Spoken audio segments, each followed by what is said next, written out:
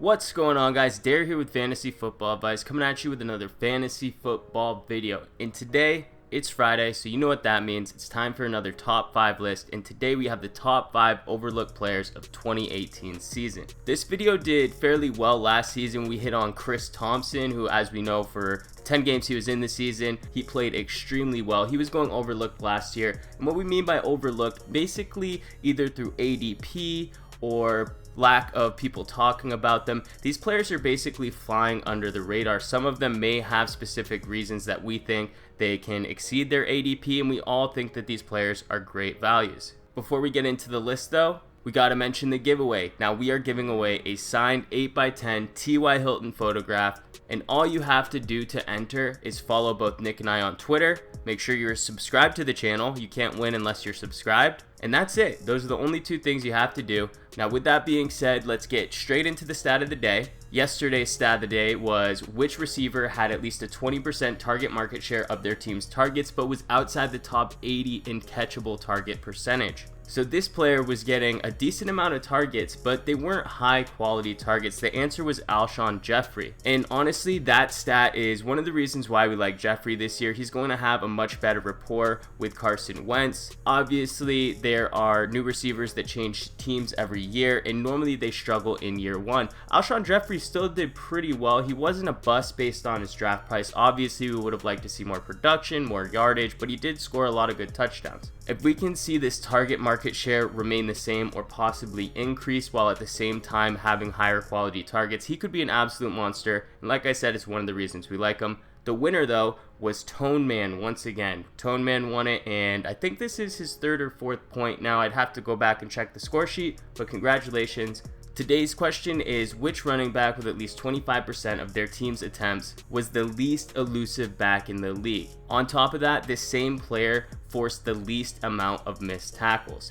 Put your answer in the comment section down below. We'll be happy to let you know who wins in tomorrow's video. Now without further ado, let's get into this week's top 5 list. So the first player on this list is none other than Lamar Miller of the Houston Texans. This season, Miller has that feeling of basically settling for a pick. He's severely lacking upside in most people's eyes, and it almost feels as if you are settling to get back with your ex-girlfriend who you know you can do better than, and that's what he feels like when you draft him this year. If you're one of the people that feels that way, don't feel alone. I think pretty much everybody feels that way, but sometimes that's the way you get the best deal in drafts. Miller's always going to be remembered by fantasy owners for basically being a disappointment in drafts, or at least that's how he's been portrayed since joining the Texans. He's never really produced higher than his draft price, and he's always been sold as this player with massive upside. The fact is, if there was ever a year to draft him, it would be this season. He's currently coming in as RB25, which if you ask us, that's incredible value. His production last year, while it was mediocre, it was still good enough for an RB16 finish. So with coming in at RB25 this year, you're projecting a down season on the stats that he produced last year. We get it. Miller isn't known for being an efficient rusher. He averaged 3.7 yards per carry last year, but he is actually a proficient pass catcher. He's not going to be the type of player to get you a 100 rushing yard game, but he will throughout the season get you some 100 scrimmage yard games. While Deshaun Watson was the quarterback, he averaged 88 scrimmage yards. And through that same 6-game span, he also found the end zone on 4 separate occasions. We saw him definitely dip in production after Watson went down though. The remainder of the season, he only averaged 66 scrimmage yards. He only scored 6 times during the whole season, and like I mentioned before, 4 of them came while Watson was starting. So the good news though is that Watson is back, and even though Miller isn't an upside pick, he still remains one of the safer players at this stage in the draft. This is a stage in the draft where running backs start to get super dicey. You don't know who's going to bust. Obviously, this is a stage where there's a high bust rate in general. And one thing you can bank on with Miller is that he's going to be the guy in Houston. They had a chance to draft running backs in what was a super loaded draft class. They knew that with Foreman's type of injury, he wasn't going to be ready, and they still did not sign anybody. So speaking of Foreman, that's basically Miller's only real competition during the season. I mean, the team does have Alfred Blue, who they have used in spurts throughout his career. And I said they didn't sign anyone, but they did re-sign Alfred Blue to a 1-year deal. It was definitely modest, it's $790,000, so don't expect much from him. I'm not sure why this team does like Blue in general. He shouldn't be any serious concern to anyone. He's only eclipsed 4 yards per carry in one season in his career and still has a career average of 3.6. So he's not really a good rusher either, and it's a stretch to say that he's even any better than Miller. Like Miller though, Blue can catch. He has good hands, but the problem is with Blue, his ability after the catch is really lacking, even more so than Miller, who is actually pretty decent with the ball after if he can get into some space. While Miller has been with the Texans, he has averaged 7.7 yards per reception. Blue, while he's been with the Texans, has only been able to average 6.4. Miller improved in this area last season where he averaged actually a respectable 9.1.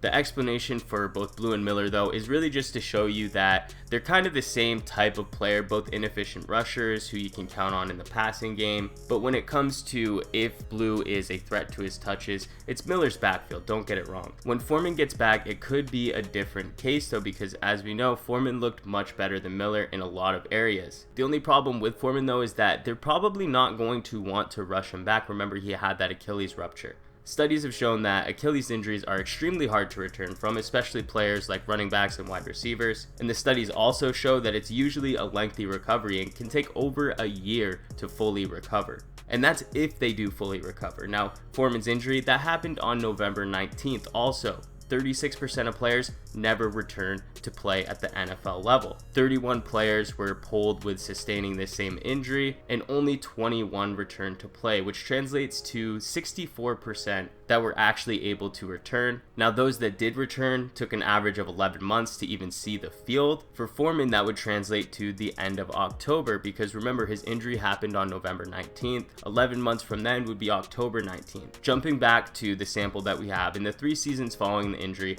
each one of those 21 players saw significant decreases in the amount of games played and also all of their power ratings. So even if Foreman returns, there is a very strong chance that he is not going to return at the same player, and we can't even guarantee at that point that he's going to be better than Miller. And if this team was smart too, I know they want to get him on the field. His recovery must be going well because they didn't sign any big free agents. Like I said, they didn't draft anyone noteworthy. So all those signs do point to them wanting to get Foreman back and get him involved, but they would be really stupid to just go ahead and give him a full workload. So for Miller, it's really his job to lose, and when Foreman comes back, there's no guaranteeing that he's going to be the same player. If we are seeing news that Foreman's beginning to get healthy, or if you're just somebody who is scared of having their running back just turn into the backup, like what could happen to Miller down the stretch, just keep him for 4 weeks and then just sell high on him. It's as simple as that. But either way, RB25, Lamar Miller is going extremely overlooked this season. So if you're on the clock, he provides you safety in an area of the draft where there is a lot of question marks at the running back position. Before we get into the next player, guys,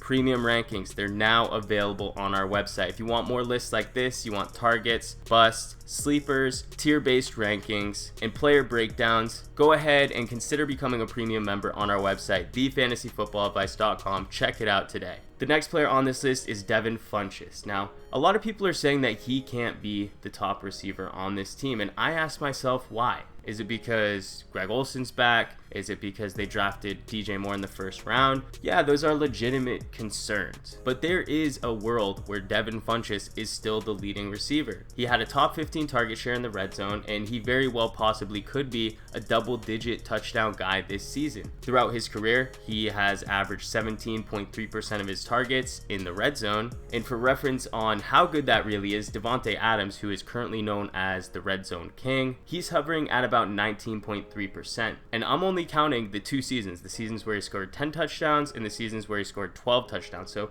in those 2 seasons, when he scored 22 total touchdowns, he's only averaged 2% more of his target market share going in the red zone. Needless to say, when they're on that side of the field, Cam Newton is looking his way. And as for Greg Olsen, who is one of the players that people are concerned over, he's been a consistent guy, but he's getting old. He's 33 years old, and he's also always been used more in between the 20s. In his 165 games, he scored a total of 53 touchdowns, which only averages out to 1 every 3 games, or on a season-long basis, 5 touchdowns per season. Then the next player everyone brings up is DJ Moore. And DJ Moore, realistically, he shouldn't be a major factor. He's going to be an outlet for this team, and he has serious potential for the future. I could see them moving on from Funchess maybe next year or the year after and drafting somebody younger. Obviously, Curtis Samuel hasn't really worked out yet, and I know DJ Moore could be the future, but we're in a gotta win now type of league, and right now the weapon is Devin Funchess. The dude's 6'4", 225 with an 82nd percentile catch radius. DJ Moore, on the other hand, he's 6 feet tall and has a career high in college of 8 touchdowns. That's throughout his whole entire college career. Now we get it, Devin Funchess, he's a really raw player. At least he gets a knack for it. But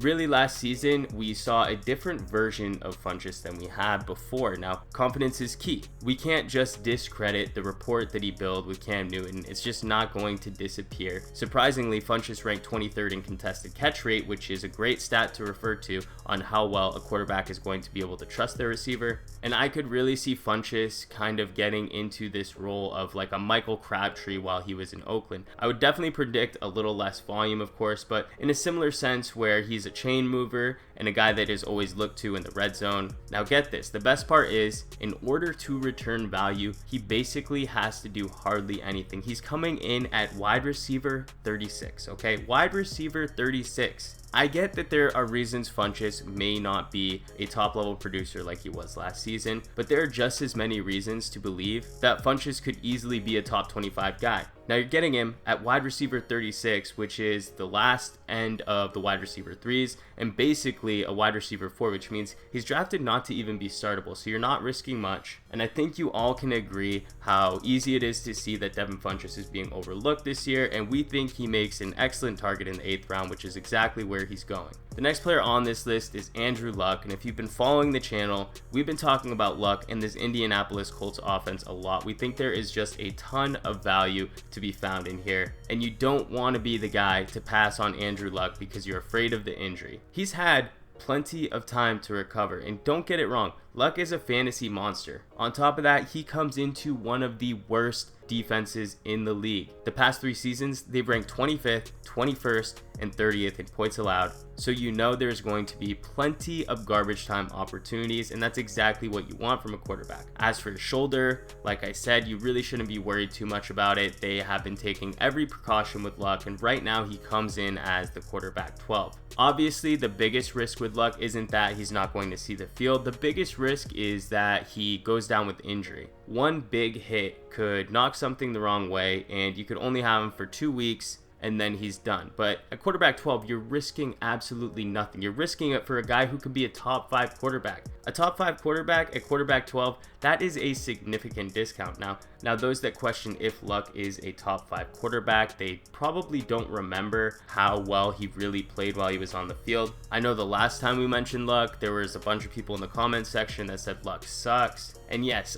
obviously he doesn't do an amazing job at protecting the football. But in fantasy football, who cares? It's just how much points he puts up at the end of the day. In Luck, he's a lock for over 4,000 yards and he's a lock for over 30 touchdowns. That's a floor of about QB 8. And have you guys seen the pictures of him lately? If you haven't seen it, you definitely should. I retweeted a picture of him on my Twitter. He is in incredible shape, and all reports coming out claim that he is more motivated than they've ever seen before. Now, it's very likely we're not going to see a ton of him in preseason, and that could be due to the team wanting to give him as much time as possible. But just know that anytime he touches the field, every time he throws the ball, his value is going to increase. So for those of you that draft early, just make sure you take him now, because if he starts to throw the ball, and even if he looks bad or good, as long as he looks healthy, people are going to be taking him. Now, I am praying that he does have some rust to shake off, and in the preseason, he makes a couple of silly turnovers, because in that case, he might not climb up the draft boards as rapidly. And would that scare us at all? No, not at all.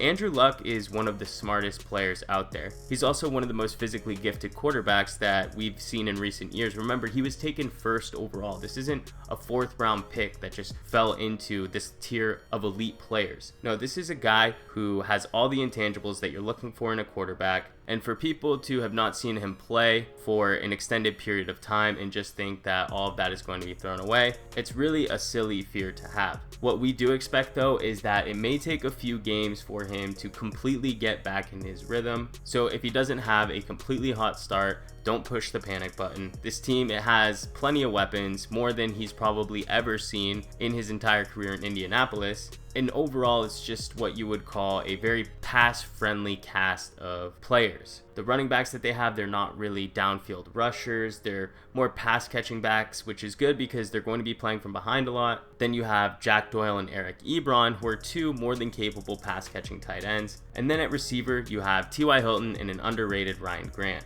Now, Grant made our late-round Flyers list, so if you haven't seen that, go check it out. But we're really interested in what he can provide for this team this year. Like we said, we think he's super underrated. But all of those receiving weapons match up really well with Andrew Luck's ability. We do understand, though, Luck is more risky than some of the other quarterbacks going around him. I know Jimmy Garoppolo is going around him, Matthew Stafford's going around him. But think of it like this. There's a lot of people that are going to be targeting Jordan Reed. And why? Because he has the potential of having a top 5 tight end season, but in reality, he is 10 times more risky than drafting Andrew Luck. The tight end position itself is super thin, so replacement level production, if Reed goes down, is nowhere near as comparable as replacement level production for Andrew Luck. The quarterback position, it's super deep. If you draft Andrew Luck, and worst case scenario, he does go down in week 3. He takes a really big hit, aggravates that shoulder injury, and goes on IR. You've got a handful of guys that are going in the 13th round or later that would not surprise any of us if they became a QB1. Patrick Mahomes, Marcus Mariota. By week 3, you have Jameis Winston coming back. So to take that chance on a guy who is basically guaranteed to be a quarterback 1 if he remains healthy is a really easy gamble to take because, like we said, we don't think that Luck's risk of injury is as high as somebody like Jordan Reed. Obviously, Reed and Luck's upside is very comparable, but Reed is going a round and a half earlier. Simply put, take a shot on Luck. He's being super overlooked this year. The risk versus reward is super favored in the reward area. And just remember, if you draft early, try to get him soon because every time he passes that ball, his value is only going to increase. The next player on this list is Marshawn Lynch. So what happens when a player gets overdrafted one season and then underperforms in that same season?